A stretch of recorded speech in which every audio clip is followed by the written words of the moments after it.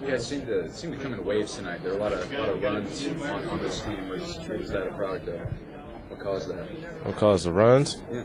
Us wanting to outscore Oregon. What do you mean? Was there a particular reason why you seemed to have little 9-0 spurts here and there all night? Like I just said, everybody was on the same page during those spurts. I feel like that. The shooting was going to come around. Did you know it was going to come around at some point? I know, the game is 40 minutes, and, I shot an air ball. I really didn't care. I knew I would heat up eventually. Looking for the perfect way to explain to a person that's never seen this guy play in the early 2000s is a bit complex, as well as fascinating, plunging once again through research into what kind of player I'm presenting to you. Now, this conversation might dwell in the balance of two different realities. The reality of a professional athlete that's held to certain standards placed there by his peers and followed by fans as a rule or bar of expectation, and also the reality of a man, understanding that as a man, your job is to grow, experience, learn, and one day lead a blank page ready to be filled with life. In these two realities, Salim Stoudamire may be viewed a bit different. He was a college star that was one of the best shooters the NCAA has ever seen over a 4-year period. Top 7 career three-point shooter of all time in college. He was a better three-point shooter in college than Steph ever was. He shot 50% his senior season in college with a career 45% average. Insane. Then there's the man, on a journey of peace, health, and love for self as well as the other man. He consistently chose his way of thinking to guide his career, and sometimes it got in the way of the athlete with expectations of carrying on the legendary name initially made famous by Cousin Damon. Let's get into it. Charles Salim Stoudamire, born October 11th, 1982. It's your boy JC Stunted Growth. Let's get it, man. Salim is an Oregon product that went to Lake Oswego High School and was a top 100 recruit, although not a big name at the time. He was good enough to secure a scholarship to Arizona in the footsteps of his cousin and Arizona legend Damon Stoudamire. Stunt number 1, where do you put him? Salim is another guard down the lines that are trapped in that gray area between point guard and shooting guard.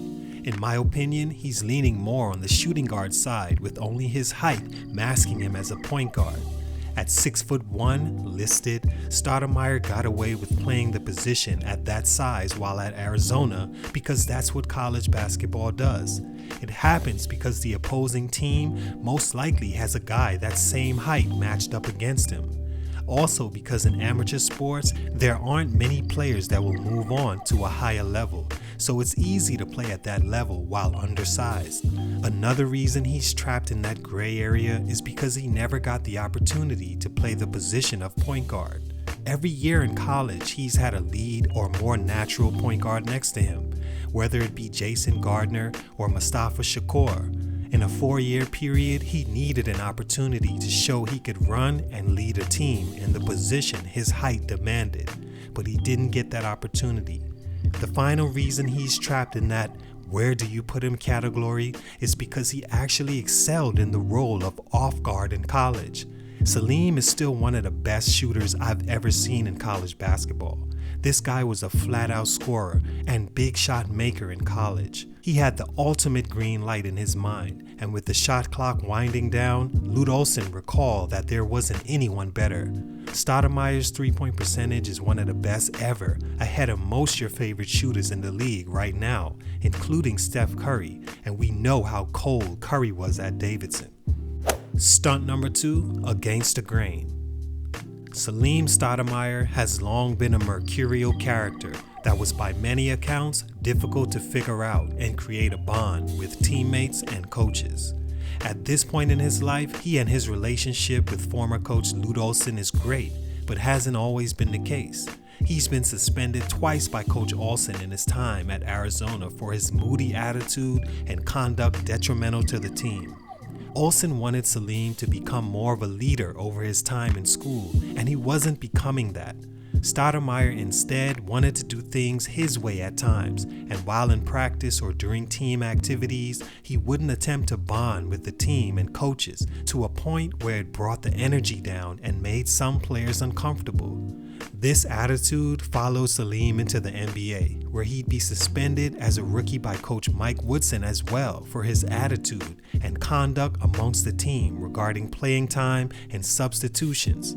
Stoudamire has always been against the grain as a player, which hasn't been easy to deal with for coaches and organizations, and that has made it hard for teams to give him extended opportunities once he did enter the league as the 31st pick in the 2005 NBA draft. Stunt number 3, overwhelming. I think things in every direction became a bit overwhelming for Salim as a professional basketball player.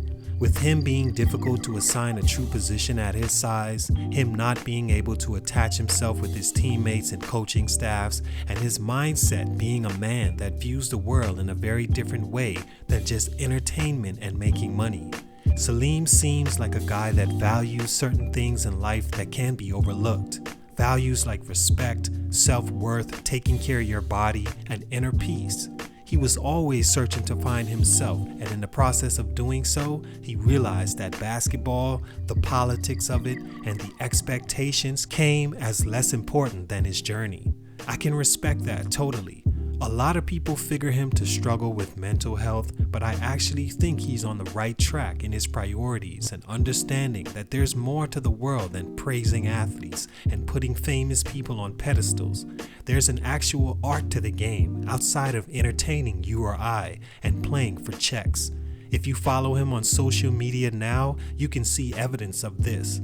In his 3 years with the Hawks, he averaged 8 points a game, 1 assist, 88% from the line, 36% from 3, and 40% from the field. All in all, I gotta respect Salim for continuing to be himself and standing firm on his beliefs as a man. He seems to be at peace and is attempting to spread that same peace to the world. He was a sniper in college and one of the best natural scorers I've ever seen. But for these reasons, he just wasn't built for longevity in the NBA. It's your boy JC Stunted Growth, and I'm out.